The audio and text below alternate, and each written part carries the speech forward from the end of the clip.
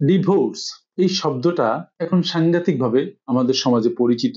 সংক্রামক ব্যাধির মতো এই শব্দটা ঘুরে বেড়াচ্ছে সব জায়গায়। ডিভোর্সের মাত্রা প্রতিদিন বাড়ছে।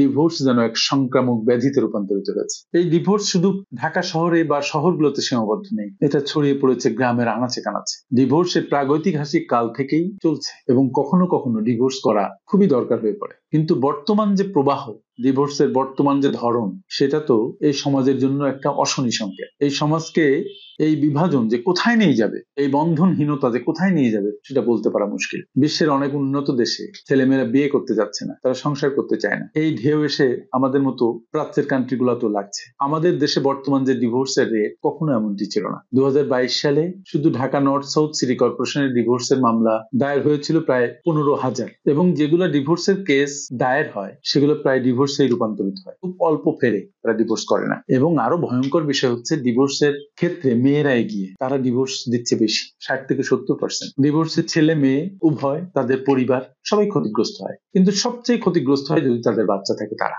আর সেজন্যই ডিভোর্সের ক্ষেত্রে আপনাকে সচেতন হওয়া দরকার। এটা যদি শুধু আপনার জীবন হতো তাহলে ভিন্ন কথা, কিন্তু এখানে জড়িয়ে আপনার জীবন, আপনার বাবা মায়ের জীবন, আপনার সন্তানের জীবন। যখনই সন্তান, তখনই সেটা একটু বেশি অ্যাটেনশন দাবি করে বই কি। সুপ্রিয় শ্রোতা, আমার আজকের ভিডিওতে আপনাদের স্বাগতম। আপনারা যারা আমাকে নতুন শুনছেন তাদেরকে অনুরোধ করি চ্যানেলটিকে সাবস্ক্রাইব করে, পেজটিকে ফলো করে আমাদের সাথে থাকুন এবং এই সচেতনতামূলক ভিডিওটি ছড়িয়ে দিন।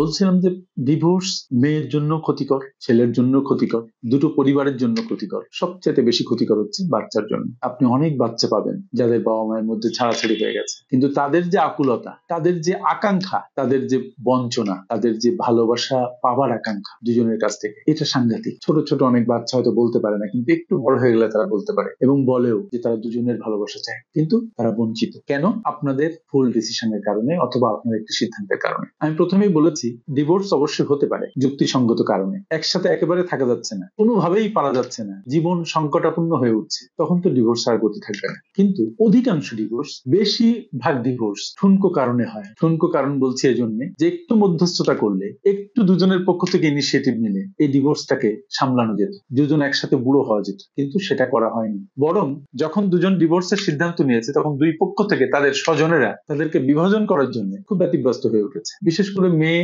যখন তার মায়ের সাথে কথা বলেছে, তার বাবার সাথে কথা বলেছে, অধিকাংশ ক্ষেত্রে সেখান থেকে নেগেটিভ কথা এসছে। ছেলে যখন তার বাবার সাথে মায়ের সাথে কথা বলেছে, তখন দেখা যাচ্ছে যে তারা হয়তো সম্মতি দিয়েছে, কিন্তু অনেক বাপ মা আছে তারা সম্মতি দেন না, তারা চেষ্টা করেন দুই পক্ষকে একসাথে করতে। আর যখন এই সিদ্ধান্তে দুজন পৌঁছান, তখন দেখা যায় শয়তানও তার মধ্যে ঢুকে যায় এবং এই সিদ্ধান্ত দ্রুত কার্যকর হয়, সেরকম পদক্ষেপ নিয়ে গেলে। আমার পরামর্শ হচ্ছে, এরকম সিদ্ধান্তে যাওয়ার আগে আপনি আদার দ্যান ফ্যামিলি মেম্বার্স এমন কোন কনসালটেন্টের সাথে বসেন যিনি এই ব্যাপারে দক্ষ, যিনি মানুষের মন বোঝেন, মানুষকে বোঝাতে পারেন। দেখা যায় দুই পাশের সামগ্রিক বিষয় যখন তাদের সামনে তুলে ধরা হয় আলাদা আলাদা করে, তখন তারা এটা বুঝতে চায়, বুঝতে পারে। তখন সে বুঝতে পারে যে শুধু তার জন্য, তার সুখের জন্য তার জীবন নয়, তার বাচ্চার সুখ, তার পরিবারের সুখ, সম্মিলিত যে হ্যাপিনেস, সেটার জন্যই তার জীবন। এই জন্য অনেক সময় দেখা যায় যে অনেকে সেখান থেকে ফিরে আসে। আমি রিলেশনশিপ এক্সপার্ট নই, তারপরেও আমার সুযোগ হয়েছে বেশ কয়েকটা কাপড়ের সাথে কথা বলা, এটা খুব নন প্রফেশনাল হয়েছে এবং দেখা গেছে যে ছোট্ট একটা ইগো নিয়ে দুজনের মধ্যে পাহাড় সমান দূরত্ব হয়েছে। আরে বাবা, হাজব্যান্ড ওয়াইফের মধ্যে এত ইগো কেন? এত প্রেস্টিজ বোধের কি আছে? দুজন দুজনের কাছে উন্মুক্ত।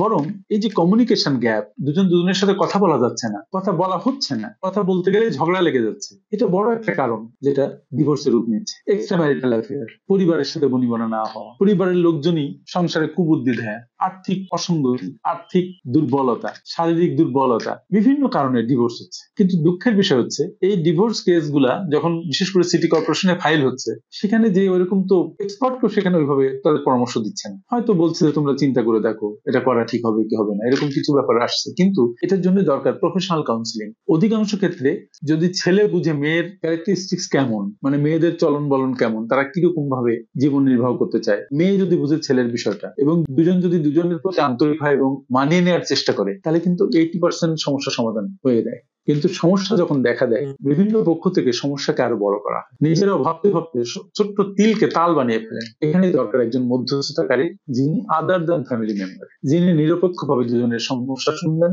এবং প্রফেশনালি সেটা হ্যান্ডেল করবেন। আমি বলছিলাম যে কয়েকটা কাপড়ের সাথে আমার কথা বলার সুযোগ হয়েছিল, এবং দেখা গেছে যে বেশিরভাগ ক্ষেত্রে কমিউনিকেশনের অভাব, দুজনের ইগো, একজন আরেকজনকে সহ্য করতে পারছেন না, একজন যেভাবে কথা বলতে চান আরেকজন সেভাবে শুনতে চান না, এই ছোট্ট ছোট্ট ইস্যু নিয়ে বিরাট একটা এলাহি কাণ্ড বেঁধে যায়। যখন তাদের সাথে আলাদা আলাদা কথা বলেছি, পরে দেখা গেছে যে সমস্যা বড় বেশি নয়, কিন্তু সমস্যা অনেক দিনের। সমস্যা যেহেতু সমাধান করা হয় নাই, এটা আস্তে আস্তে বড় হয়েছে, কখনো ভাবনায় বড় হয়েছে, কখনো বাস্তবে বড় হয়েছে। এটা যখন তাদের সামনে ক্লিয়ার করা হয়েছে, যখন আলোচনা করে তাদেরকে একটা জায়গায় নিয়ে আসা হয়েছে, বাচ্চার কথা বোঝানো হয়েছে, তখন দেখা গেছে যে না, একটু স্যাক্রিফাইস করে হলেও একসাথে থাকি, এবং তারা ঠিক আছে। তাই আপনাদেরকে বলি, আপনারা যারা ডিভোর্সে যাওয়ার চিন্তা করছেন, ডিভোর্স হয়তো বা কখনো কখনো খুবই দরকারি, কিন্তু তারপরও ভাবুন, অ্যানালাইসিস করুন যে আপনি এর পরে যে বিয়ে করবেন সেখানে ভালো থাকবেন কিনা, কেমন ছেলে বা মেয়ে আপনি পাবেন, কেমন আপনি চান, আসলে আপনার সন্তানের কি হবে, আপনারই বা কি হবে। একটা পরিবার গঠন করতে পারা এবং একটা পরিবারে বুড়ো হতে পারা, একটা ছোট পরিবারকে বড় পরিবার করতে পারা, এটা তার ঠিকানি কথা নয়। এর জন্য অনেক শ্রম, অনেক ঘাম, অনেক স্যাক্রিফাইস লাগে। স্যাক্রিফাইস করার মানসিকতা দরকার। মনে রাখতে হবে, আমাদের নিজেদের জন্য শুধু আমাদের জীবন নয়, এই জীবন বড় অল্প সময়ের জন্য। এই জীবনে অনেকের অংশীদারিত্ব আছে। আপনি এই প্রকৃতিতে পুষ্ট হয়েছেন, বাবা মার কাছে পুষ্ট হয়েছেন, হয়ে আপনি এই প্রকৃতির সম্পদ হয়ে গেছেন। এই জন্য প্রকৃতির প্রতি আপনার দায়িত্ব আছে, আপনার পরিবারের প্রতি আপনার দায়িত্ব আছে, সন্তানের প্রতি আপনার দায়িত্ব আছে। জীবন তো আপনার একার নয়, এখানে অনেকের ভাগ আছে। থিঙ্ক ইন দ্যাট ওয়ে, এবং ধৈর্যশীল হন, সহনশীল হন, ইমপ্যাথি সিম্প্যাথি যেন আপনার থাকে, সেভাবে চিন্তা করুন। নিষ্ঠুরতা, নির্দয়তা এবং ইগো, এগুলো মানুষের প্রচন্ড ভাবে ক্ষতি করে। এই জন্য আন্তরিকভাবে সবকিছু হ্যান্ডেল করুন, মানবিকতার সাথে হ্যান্ডেল করুন, ভালোবাসার সাথে সবকিছু হ্যান্ডেল করুন। তাহলে যেটা হবে সেটা হচ্ছে, you will get a good life. জীবনকে সুন্দর করতে হলে তার জন্য পরিশ্রম করতে হবে। জীবনকে সুন্দর করতে হলে তার জন্য আপনাকে সুন্দরভাবে সামনে এগোতে হবে। আমাদের সমাজে ডিভোর্সের মাত্রা কমে যায়, আমাদের ছেলে মেয়েরা সহনশীল হোক, তাদের জীবন ভালোবাসায় ভরে উঠুক, এই চিন্তায়, এই কামনায় আজকে শেষ করছি। আমার সাথে এতক্ষণ থাকার জন্য আপনাদের অনেক অনেক ধন্যবাদ। আসসালামু আলাইকুম।